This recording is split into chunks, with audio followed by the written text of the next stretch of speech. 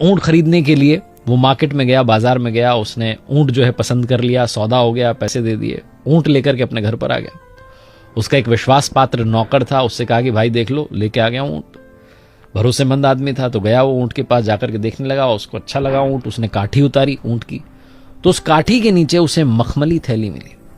उसने मखमली थैली जब देखी तो उसकी आंखें खुली रह गई कि इसमें माल निकलेगा। थैली को खोला तो उसमें बहुत सारे हीरे थे।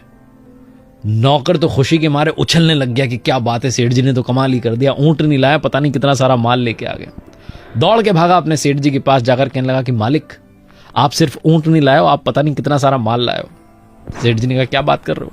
तो उसने दिखाई वो मखमली थैली कि देखो इसमें बहुत सारे हीरे। उसने टेबल पर बिछा दिए सारे हीरे। सेठ जी ने कहा अरे वाह, ये तो कमाल हो गया, लेकिन ये मेरे तो है नहीं। सेठ जी सोच में पड़ गए। उन्हें समझ में आ गया कि शायद ये ऊंट वाले के हैं, उसने बेचारे ने रखे होंगे काठी के नीचे अपना सामान।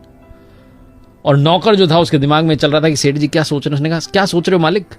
सेठ जी ने कहा मैं सोच रहा हूँ कि इसको फटाफट से तुम वापस थैली में रखो, मैं इसको दे करके आता हूँ, थोड़ा समय लगेगा, तुम काम जो है देख लेना। नौकर ने कहा आप अजीब आदमी हो, बुरा ना मानो, लेकिन ये बेवकूफ भरी बात है, आपको किसी ने देखा नहीं, आप वहां से लेकर के ऊंट आए हो, सबको यही पता है, ऊंट की काठी के नीचे थैली निकली है, थैली में हीरे निकले, किसको पता है? आपके और मेरे बीच की बात है। आप मुझ पर भरोसा करते हैं, मुझे 1-2 हीरे दे देना, मुझे ज्यादा नहीं चाहिए।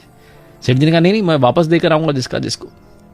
सेठ जी माने नहीं, घर से निकल गए वापस थैली लेकर के, और बाजार में उस आदमी को ढूंढ लिया जिससे ऊंट लेकर के आए थे।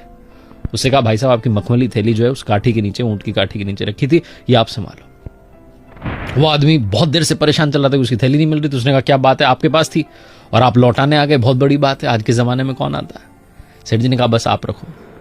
उसने कहा आपको पता है इसमें क्या है? उन्होंने कहा हाँ। सेठ जी ने कहा हमने देखा इसमें बहुत आपके कीमती हीरे हैं।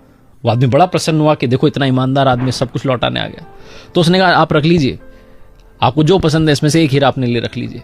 सेठ जी ने कहा नहीं मुझे नहीं चाहिए। वो आदमी माने नहीं, उसने कहा रख लीजिए, आप एक हीरा रख लीजिए, मेरी तरफ से इनाम मान के रख लीजिए, प्यार मान के रख लीजिए, आप रख लीजिए। बहुत जिद बहस पड़ गया।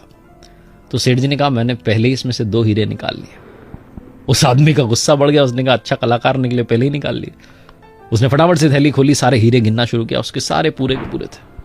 उसने कहा सेठ जी तो पूरे के पूरे हैं, आपने कौन से 2 हीरे निकाल लिए? सेठ जी ने कहा 2 हीरे मैंने पहले ही अपने पास में रख लिए, पहला ईमानदारी वाला हीरा और दूसरा आत्मसम्मान वाला हीरा, दोनों अनमोल है, कोई खरीद नहीं सकता। बहुत छोटी सी कहानी जिसका सार ये समझाता है कि पैसा बहुत कुछ हो सकता है, लेकिन पैसा सब कुछ नहीं होता है।